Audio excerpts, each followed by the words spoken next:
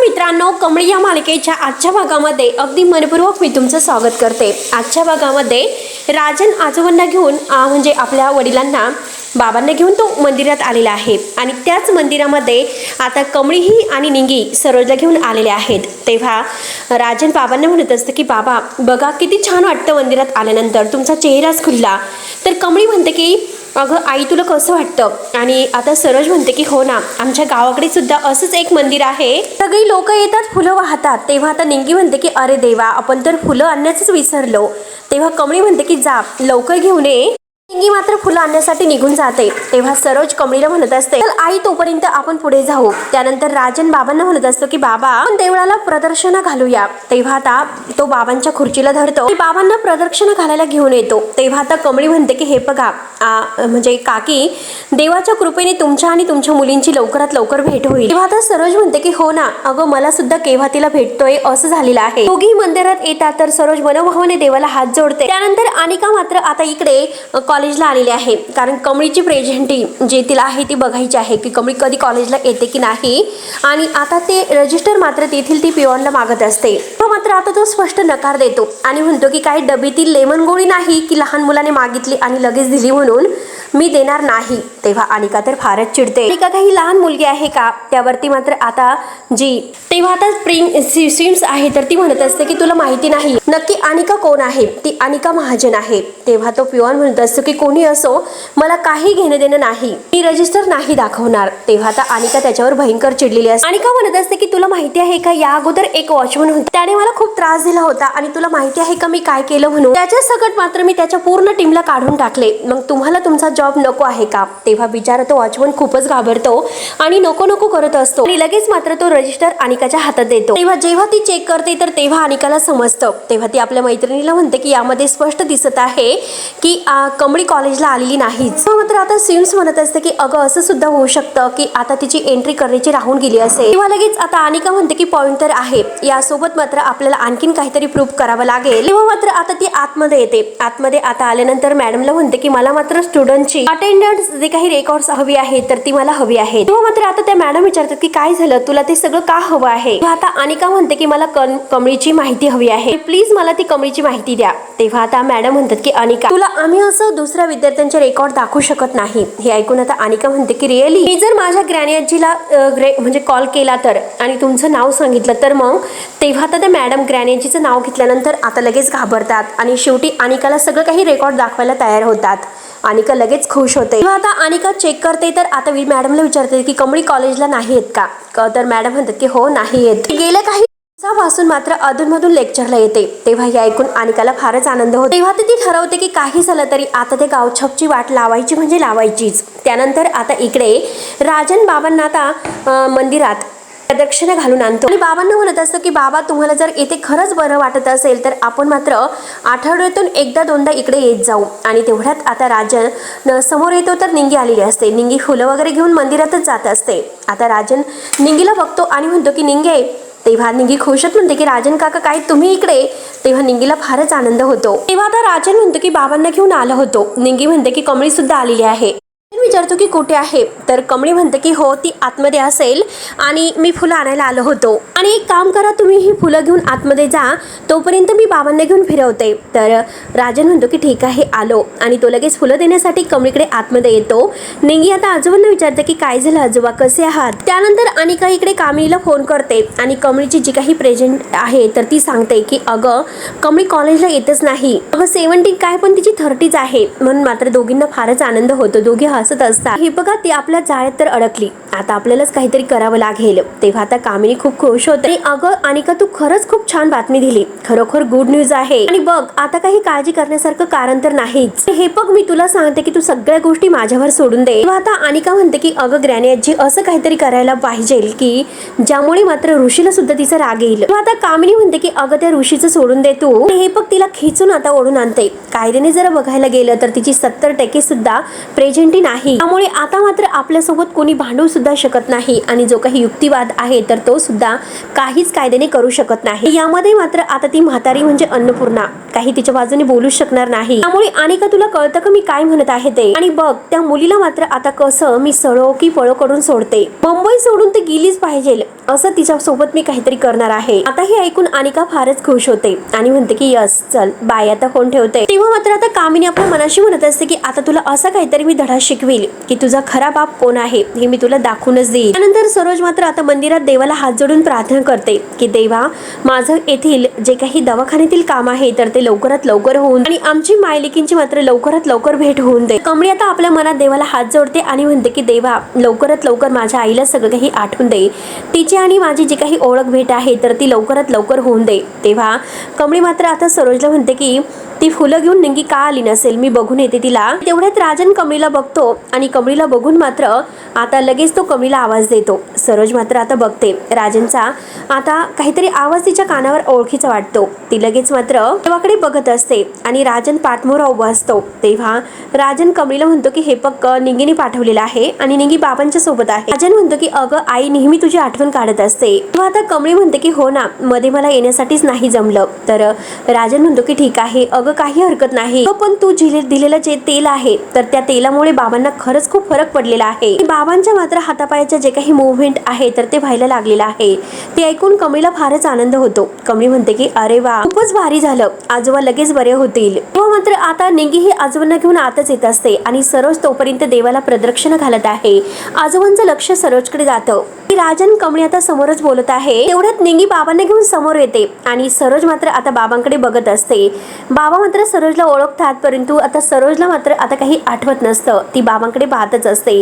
बाबांचा चेहरा लगेच खुलतो मात्र आता हातवारे करून सांगत असतात की सरोज आहे म्हणून। तेव्हा आता निंगी म्हणते की काय झालं आजोबा तुम्हाला काय होतं? तिला असं वाटतं की बाबांना पाणी हवं आहे। तेव्हा ती म्हणते की बाबा थांबा मी पाणी घेऊन आलो। मात्र आता निंगी पाणी आणायला जाते परंतु आता सरोज मात्र ही बाबांकडे बघत असते आणि देवाला हात सुद्धा जोडते।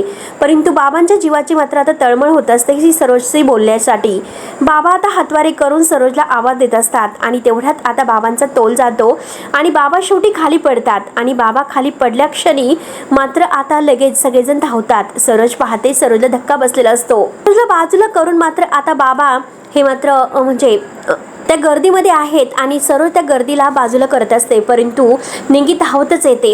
तिथे आता बाबांच्या म्हणजे कडेला खूप गर्दी झालेली असते। बाबांना सगळेजण उठवण्याचा प्रयत्न करत आहे। सरोजला मात्र आता त्या घोळक्यामध्ये काही दिसत नसतं। डोकावून बघण्याचा प्रयत्न करत असते आणि कमळी आणि राजन सुद्धा नक्की काय झालं म्हणून बघत असतात परंतु आता त्या घोळक्यामुळे काही बघायला म्हणजे काही दिसतच नसतं, नक्की काय झालं असेल, लोक काय इथे जमले असतील। तेवढ्यात कमळी आणि राजन धावतच येतात आणि सगळ्या लोकांना बाजूला करून आजोबांना उठवतात आणि पुन्हा ते व्हीलचेअरवर बसवतात। मी विचारते की काय झालं आजोबा तुम्हाला कुठे लागलं का? तेव्हा आता आजोबा तरी सुद्धा मात्र तिकडेच बोट दाखवत असतात। तर कमळी विचारते की आजोबा काय झालं? आता कमळी म्हणते की आपण आजोबांना घरी घेऊन जाऊयात। तेवढ्यात राजन आणि कमळी मात्र आजोबांना घेऊन गाडीजवळ जात असतात। तेवढ्यात सरोजचं लक्ष जातं। सरोज मात्र आता जोरात तिला सगळं काही आठवतं। तिचं आणि राजनचं जेव्हा लग्न झालं होतं आणि त्याच वेळेस मात्र आता तिला आतापर्यंतचे सगळे क्षण आठवतात की जेव्हा तिला कामिनीने गोळी मारलेली आहे तिच्या गुंडांनी आणि आता ते सगळं काही आठवल्यानंतर ती जोरात ओरडते की कमळीचा बाप आणि धावतच येते आणि तेवढ्यात मात्र राजन आणि कमळी बाबांना गाडीमध्ये ठेवतात। सरोज धावतच असते पण निंगी तिला धरते, विचारते की काकी काय झालं? तेव्हा आता सरोज कमळीचा बाबा करत असते परंतु निंगीला काही समजत नसतं। निंगी म्हणते की चला काकू आपल्याला घरी जायचं आहे। कमळी आता बाबांना घेऊन घरी येते आणि बाबांच्या पायाला तेल वगैरे लावत असते। तेव्हा कमळी म्हणते की आजोबा हो असं कसं तुम्ही देवळामध्ये पडलात? तुम्ही खुर्चीवरून उठण्याचा प्रयत्न करत होतात का? बाबा खऱ्या अर्थाने मात्र एक चांगली गोष्ट आहे की तुम्ही प्रयत्न तरी करत होतात, हालचाल तरी करत होता। खरं बघा वारीच्या दिवशी सुद्धा तुम्ही काहीतरी असं सांगण्याचा प्रयत्न करत होता आणि त्या दिवशी तुम्ही अशीच हालचाल करत होते। पण मला एक गोष्ट कळत नाही की असं मधूनच मात्र तुम्हाला नक्की होतं तरी काय, अशी हालचाल तुम्ही का करता?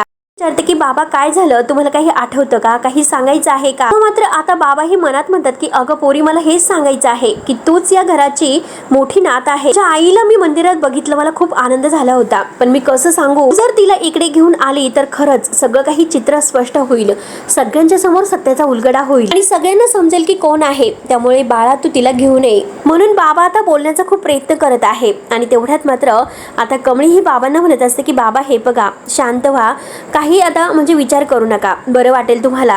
आणि हे बघा बाबा आजोबा म्हणजे मी तुम्हाला आणि अन्नपूर्णा आजीला दोघांनाही माझे आजी आणि आजोबाच मानते. तसं जरी असलं तरी सुद्धा मी तुमच्यापासून एक गोष्ट लपवलेली आहे. हे बघा मी खूप वेळा प्रयत्न केला परंतु माझ्याच्याने नाही झालं. मी आजींना सांगण्याचा प्रयत्न केला होता आणि नंतर असं झालं की थोडे दिवस ही गोष्ट लपूनच ठेवलेली बरी राहील. आणि मला माहिती नाही की हे सगळं कसं घडलं. खरं म्हणजे माझ्या आईला गोळी लागली होती तेव्हा ती दरीत पडली होती. तेव्हा आम्हाला असं वाटलं की ती आम्हाला सोडून गेली. आजोबा खरं तसं नाही, ती परत आलेली आहे आणि देवाची कृपा झाली. असं झालं काय झालं काहीच कळालं नाही, पण मला खूपच आनंद झालेला आहे या गोष्टीचा. आणि त्या दिवशी वारीच्या दिवशी तुम्ही जे काही सांगत होतात ना तेव्हा मात्र चुकून ते इथे वारकऱ्यांच्या सोबत आली होती. तेव्हापासून मी विचार करते की ह्या सगळ्या गोष्टीचा संबंध काहीतरी कशाची तरी आहे का. आणि हे जे कोड आहे तर ते सुटत नाही. नक्की ह्या सगळ्याचा कुणाशी काहीतरी संबंध आहे असं मला वाटतं. आणि तेवढ्यात बाबा काहीतरी बोलणार म्हणजे आजोबा, तर ही कामिनी तिथे येते आणि म्हणते की काय गई भिकारडे, कुणाशी आणि कसले संबंध तू लावत होती असं विचारते. माझ्या दादाशी तू काय बोलत होतीस ग, तू काहीतरी त्याला विचारते, तू काही बोलतोस की काय. आता कमळी म्हणते की काय झालं हो, म्हणजे आजोबा जर बोलायला लागले आणि त्यांनी जर कुणाचं नाव घेतलं याची तुला मनावर भीती आहे का. तेव्हा आता कामिनी म्हणते की भीती कसली भीती. आजोबा रागाने कामिनीकडे बघत असतात. परत म्हणते की मला कशाला कुणाची भीती आहे, हे घर माझं आहे, कळाले ना आता तुला. तेव्हा आता कमळी तिला म्हणते की माझं घर नुसतं माझं घर म्हणून चालत नसतं. त्यासाठी घरातील माणसं जपावं लागतात, कर्तव्य पार पाडावी लागतात, जबाबदारी घ्यावी लागते आणि तेव्हा म्हणायचं असतं की हे माझं घर आहे. कामिनी म्हणते की तू मला शिकवणार आहे की कर्तव्य काय आहे, माझ्या जबाबदारी काय आहे आणि हे तू मला शिकवणार आहे का. तेव्हा आता कमळी म्हणते की अहो त्याचं काय असतं की ज्यांनी अगोदर जबाबदाऱ्या घेतलेल्या नसतात त्याला समजून सांगावं लागतं, हो की नाही आजोबा. तेव्हा आता आजोबा मात्र मनात म्हणतात की हो पोरी तू मात्र इला पुरून उरणार आणि जेव्हा मला बोलता येईल ना तेव्हा मी ह्या कैदासीनेला सांगेन कमळी हीच माझी मोठी नात आहे. तेव्हा मात्र मला कुणाचीच भीती नसेल. तेव्हा मात्र आता माझी नात आणि हिच्याशी दोन हात करायला मात्र माझी कमळी तयार असेल. तेव्हा मी नाही घाबरणार. आजोबांना बोलता येत नाही परंतु मनामध्ये ते हे सर्व बोलत आहे. कामिनी म्हणते की मला अशी तुझी दुखरी नस सापडलेली आहे की तुला पळवाटच सापडता येणार नाही. आता कमळी घाबरत नसते. कमळी म्हणते की ठीक आहे मी तर तुम्हाला सांगतोच, ती माझी दुखरी नस आहे ना तर ती तुम्ही दाबूनच ठेवा. कारण कसं आहे एकदा की मला ती तुमची नस सापडली मी तुम्हाला इतकं सहजासहजी सोडतच नसतो. आणि माझं नाव सुद्धा कमळी मोहिते आहे. तेव्हा मात्र मी तुम्हाला ती माझी कोणतीही दुखरी नस आहे ती नाही सापडून देणार, तुम्हाला पळवाट सुद्धा सापडून देणार नाही. तेव्हा आता कामिनी म्हणते की सोड ग, दे सोडून. तू कसली मला पळून लावते, मीच तुला पळून लावणार आहे. कमळी म्हणते की कडू आजी अहो मी तर कुठेच जाणार नाही, तुम्हाला किती वेळ सांगून झालेला आहे. पुन्हा एकदा मी आठवण करून देतो. आजी आजोबा राजन काका त्यांच्या केसाला जरी धक्का लागला आणि त्यांच्याबद्दल वाईट विचार करण्याचा जरी तुम्ही विचार केला गाठ माझीच आहे हे लक्षात ठेवा. आणि तेवढ्यात तिथे राजन येतो. राजन कमळीला विचारतो की बाबांची तब्येत कशी आहे. तर कमळी म्हणते की आता ठीक आहे. कमळी म्हणते की काका तुम्ही अजिबात टेन्शन घेऊ नका, ते ठीक आहे. आणि चला आता मला वेळ होतोय, कबड्डी कोचची माझी नोकरी आहे, मला जावं लागेल. तेव्हा राजन म्हणतो की हो जा पण अधून मधून घरी येत जा. कमळी म्हणते की ठीक आहे आणि काळजी घ्या. आजोबा तुम्ही सुद्धा तुमची काळजी घ्या असं म्हणते. तो मी बाय करून आता ती निघून जाते. त्यानंतर मात्र इकडे निंगी ही सरोजला घेऊन येत असते. पण सरोज म्हणते की अगं कमळीचा बा आहे. निंगी म्हणते की हो हो आहे आणि काकी तुमचा बा म्हणजे आबा ना आहे कमळी जवळ, ते तिला काही होऊन देणार नाही. सरोज मात्र आता राजन बद्दल सांगण्याचा प्रयत्न करत असते पण निंगीला काही कळत नसतं. तिची चांगली काळजी घेतील तुम्ही चला असे बोलून ती आता सरोजला घेऊन जात असते. त्यानंतर इकडे कमळी आता रोडने जात असते आणि तेवढ्यात ऋषी गाडीतून येतो. तेव्हा तो हॉर्न वाजून कमळीजवळ गाडी थांबवतो. कमळी म्हणते की ऋषी सर तुम्ही. ऋषी म्हणतो की काय ग तू कुठे निघालीस. मी तर ऑफिसला चाललो. कमळी म्हणते की मी अन्नपूर्णांच्या घरी आले होते आजोबांना भेटायला, आता शाळेत निघालो. खरंच उशीर झालेला आहे असं वाटतं. तेव्हा ऋषी म्हणतो की अगं तुझा ऋषी असताना तुला कधी उशीर होईल का, तेव्हा तू बस. तेव्हा कमळी म्हणते की अहो कशाला, माझ्यामुळे तुम्हाला उशीर होईल. आता ऋषी म्हणतो की काही नाही तू गाडीमध्ये बस, तुला उशीर नाही होणार. तेव्हा कमळी गाडीमध्ये बसते. कमळी सीट बेल्ट लावत असते पण कमळीला लावता येत नाही. ऋषी म्हणतो की थांब मी लावतो म्हणून तो स्वतः लावत असतो. दोघं एकमेकांच्या जवळ आलेले आहेत आणि एकमेकांकडे रोमांटिक होऊन बघत आहे. आणि तेवढ्यात आता गाडी ही अनिकाची तेथे येते. अनिका मात्र ह्या दोघांना असं बघते ह्या स्थितीमध्ये. तेव्हा मात्र तिला खूपच राग येतो. अनिका म्हणते की मला तर असं वाटलं होतं की माझा ऋषी कामामध्ये बिझी असेल पण तो तर इथे कमळी सोबत फिरतोय आणि त्या गावच्या आपल्या गाडीमध्ये घेऊन फिरतोय ते पण. अनिका रागानेच आता कामिनीला फोन लावते तर कामिनी काही फोन उचलत नसते. अनिका आणखीनच चिडते. तेवढ्यात मात्र आता ती रागिनीला फोन करते. रागिनी फोन उचलते, हॅलो म्हणते. अनिका म्हणते की अगं त्या ऋषीने मात्र ते कमळीला सोडलेलं नाही. अनिका म्हणते की ती कमळी मरत का नाही. तेव्हा रागिनी म्हणते की रिलॅक्स हो जरा आणि तू टेन्शन घेऊ नकोस. तुझ्या ग्रॅनी आजीने म्हणते कामिनीने अगदी कमाल असा प्लॅन बनवलेला आहे. गावच्या मात्र कायमची गावाला पळून जाईल त्यामुळे रिलॅक्स हो.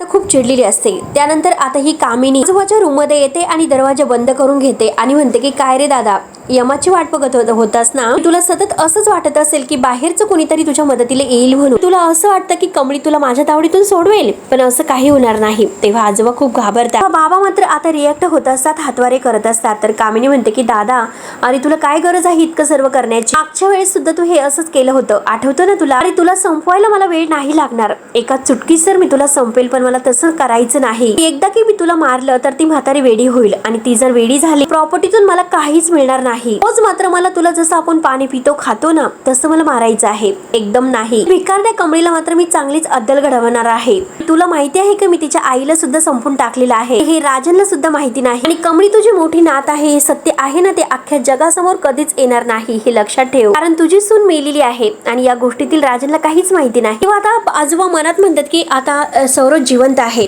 आणि जर ते जिवंत आहे हे जर या बाईला कळाले, परत मात्र ही बाई तिच्यावर हल्ला करेल, परत गौरीच्या जीवावर उठेल, आणि जर हिला गरज पडली तर मात्र ही कमळीला सुद्धा मारायला मागे पुढे नाही बघणार. त्यामुळे आता हे सत्य आहे तर ते कुणाला न कळलेलंच बरं राहील. तेव्हा मित्रांनो, हा भाग येथे संपतो.